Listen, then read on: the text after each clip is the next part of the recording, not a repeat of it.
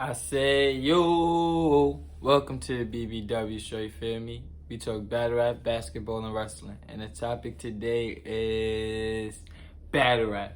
More importantly, this is my official recap from the Drake card this past Saturday, you feel me?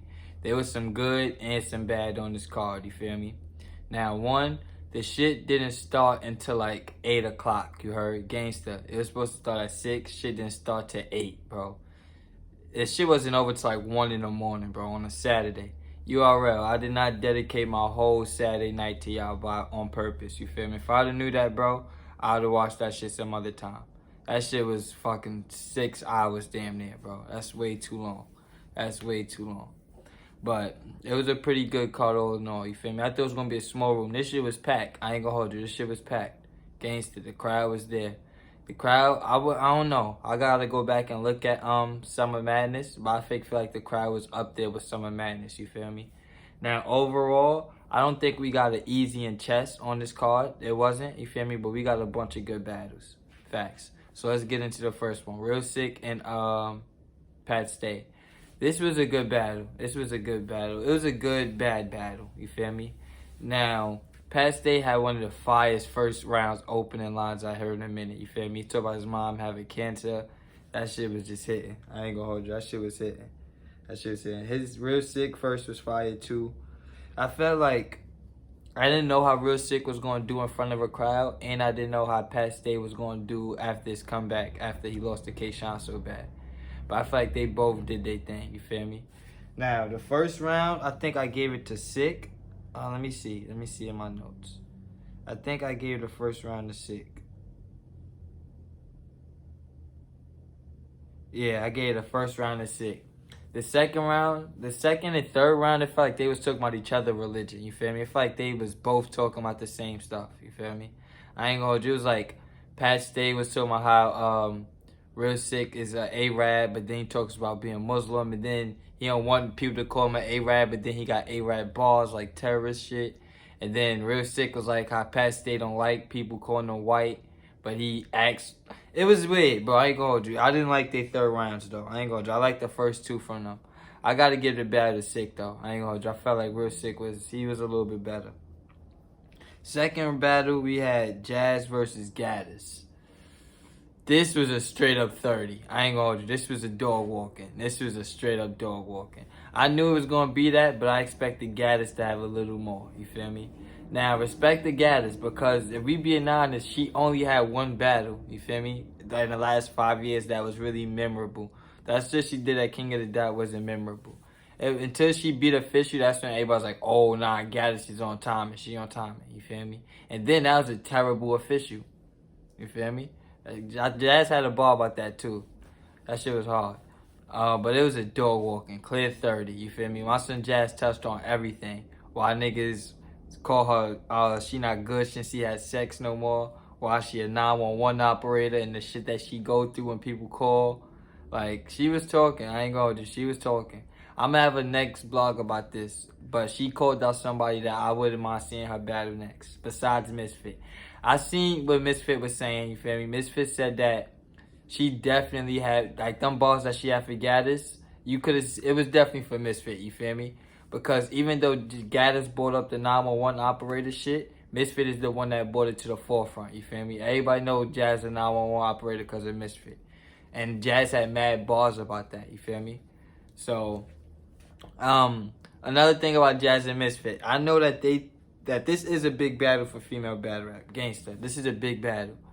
But it's like, it's a big battle until it happens. You feel me? Like, once that is over, then it's going to be like Misfit versus Casey is going to be a big battle. Or Jazz versus Kofi Brown is going to be a big battle.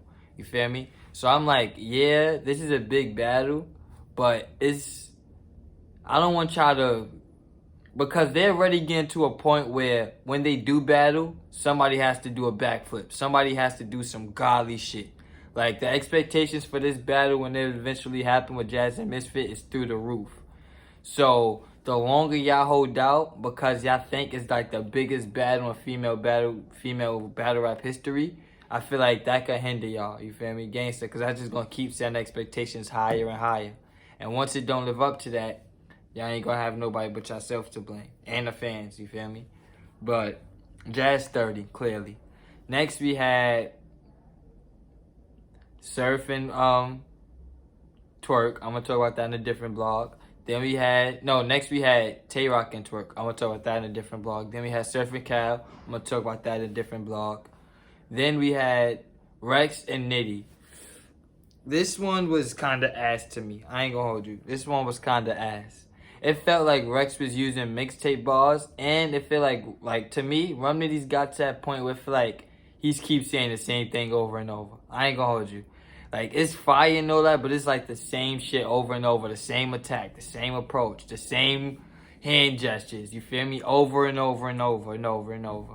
I fake don't like that. I ain't gonna hold you. It felt like the same. I feel like I heard this battle before, bro. And I know this was a rematch, but Surf and Calico was a rematch, and I felt like I seen mad new shit.